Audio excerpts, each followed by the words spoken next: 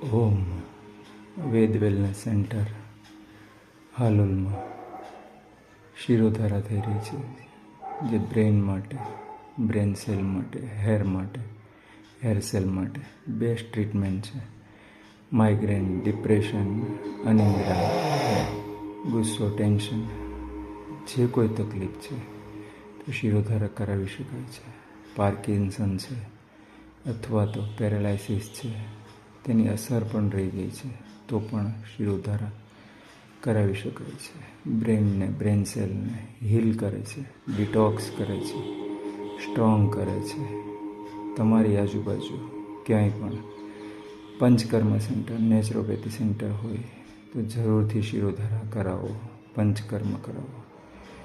શરીર પર, મન પર, હૃદય પર, આત્મા પર સમય આપો, ઇન્વેસ્ટમેન્ટ કરો. ઓમ